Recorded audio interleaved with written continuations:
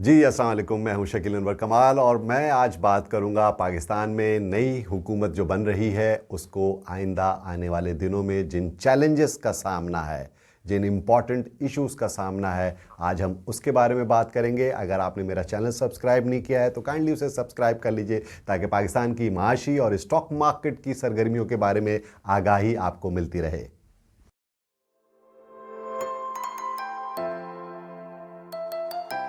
पाकिस्तान में 8 फरवरी को इलेक्शंस होने के बाद से जो गैर यकीनी सूरत हाल थी वो ख़त्म हो गई और नई हुकूमत की फॉर्मेशन का काम शुरू हो चुका है। और इस सिलसिले में कुछ कोalition पार्टनर्स ने पाकिस्तान पीपल्स पार्टी और पाकिस्तान मुस्लिम लीग नून और MQM ने मिल करके वज़ीर आज़म के लिए शहबाज शरीफ का नाम प्रपोज किया है और जल्द ही हुकूमत अपना हलफ उठा लेगी।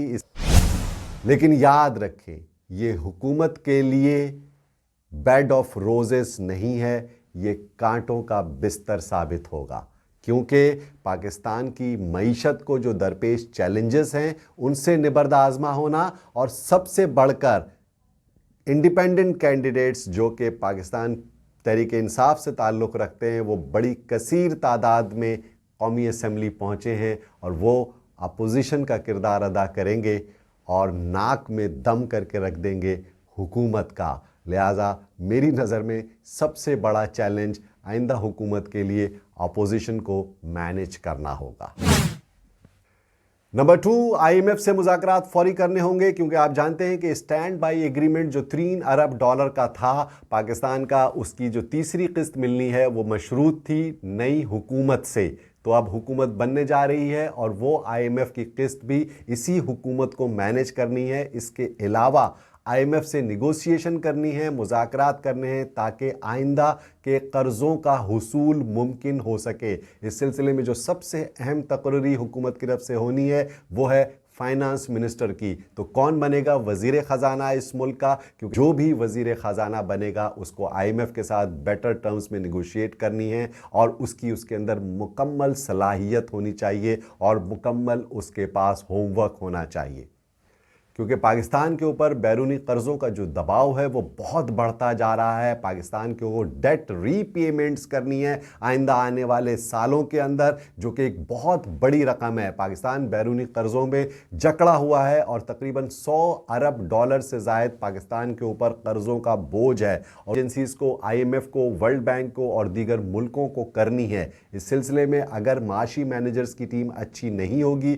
उनसे बेटर टर्म्स में निगोशिएट नहीं कर सकेंगे, तो ये बहुत बड़ा चैलेंज साबित हो सकता है और ये एक इकोनॉमिक क्राइसिस भी क्रिएट कर सकता है। और कर्ज़ों को अदा करने की जो अव्वलीन सूरत है वो है मज़ीद कर्ज लेना। Unfortunately Pakistan has to go for new loans, नई टर्म्स के ऊपर नए लोन्स के लिए पाकिस्तान को IMF के पास और दीगर बायलैटरल एजेंसीज़ के पास जाना होगा। पाकिस्तान की मईशत को अपने पाँव पे खड़ा करने के लिए हुकूमत के पास क्या तरजीहात हैं, क्या हिकमत अमली है, क्या पॉलिसी वज़ा करेगी, ये तो आइंदा आने वाला वक्त ही बताएगा। लेकिन पाकिस्तान को कर्ज़ों का हुसूल उसकी अव्वलीन ज़रूरत है और जो दूसरी सूरत है पाकिस्तान की इकॉनमी को रिवाइव करने के लिए वो है प्राइवेटाइजेशन। जी, कर्ज़ों की अदायगी के लिए पाकिस्तान को प्राइवेटाइजेशन करना पड़ेगा, ख़ास तौर पर उन सिक यूनिट्स का, स्टेट ओन्ड एंटिटीज़ का, जो कि हज़ारों अरब रुपए सालाना लॉस कर रहे हैं और पाकिस्तान के एक्सचेकर के ऊपर ये सबसे बड़ा बोझ है। इनसे जान छुड़ाना हुकूमत की अव्वलीन तरजीह होनी चाहिए। जैसा कि आप जानते हैं कि केयरटेकर हुकूमत के जो वज़रा थे, ख़ास तौर पर शमशाद अख्तर साहिबा और फवाद हसन साहब, इन लोगों ने प्राइवेटाइजेशन के लिए बहुत अहम पेशरफ्त की और इसको आगे बढ़ाना आइंदा आने वाली हुकूमत की अव्वलीन तरजीह होनी चाहिए।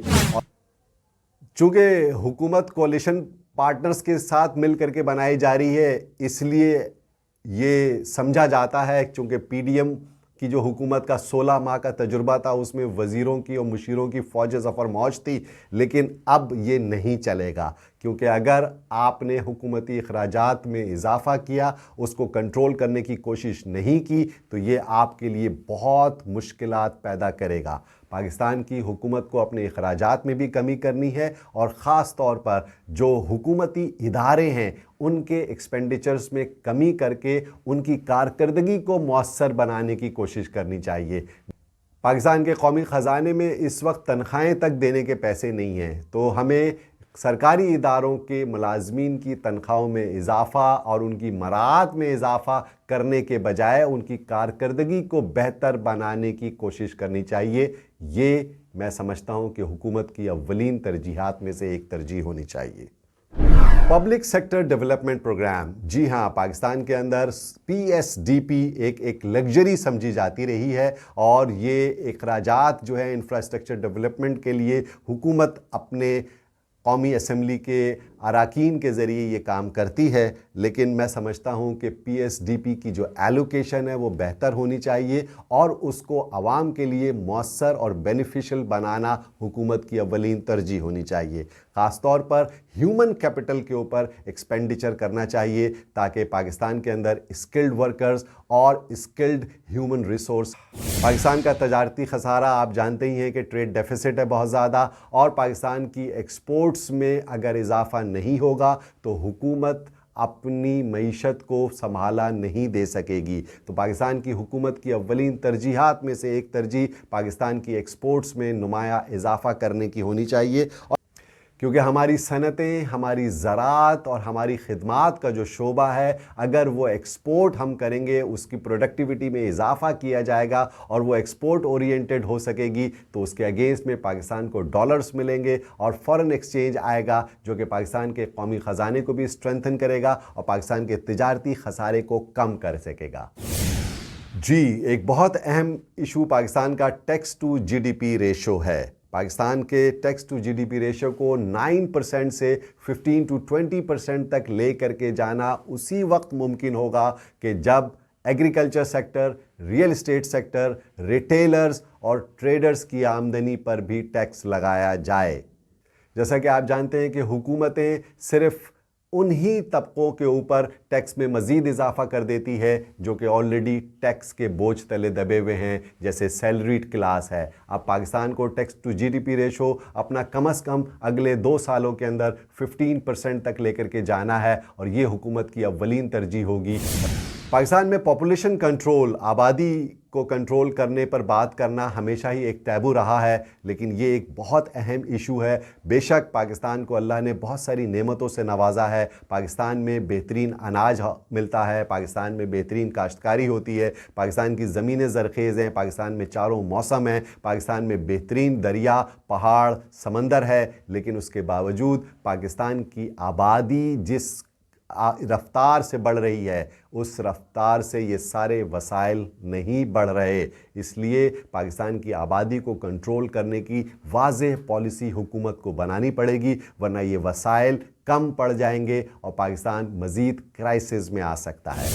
Last but not the least, मेरी नज़र में महंगाई एक बहुत बड़ा इशू है और ये पाकिस्तान की हुकूमत को पॉलिटिकल पॉइंट स्कोरिंग के लिए भी एक बहुत अहम इशू है, जिसको अगर वो एड्रेस कर ले और पाकिस्तान के अंदर जो महंगाई 30% से ज़्यादा चली गई थी, आज भी 29% महंगाई का शरह है पाकिस्तान में, इसे कम करने की ज़रूरत है। अगर पाकिस्तान की हुकूमत ने इसे कम करने की कोशिश की, स्पेशली गुड गवर्नेंस के ज़रिए ये कम की जा सकती है, प्राइस कंट्रोल मेकैनिज़म के ज़रिए ये कम की जा सकती है। जो कार्टेल बने हुए हैं, ज़ख़ीरा अंदोज़ी करते हैं, उनकी पकड़ धकड़ अगर की जाए तो महंगाई में कमी हो सकती है। महंगाई की वजह से आवाम की कमर इस वक्त टूट गई है और हुकूमत की अव्वलीन तरजीहात में से महंगाई को कंट्रोल करना होना चाहिए।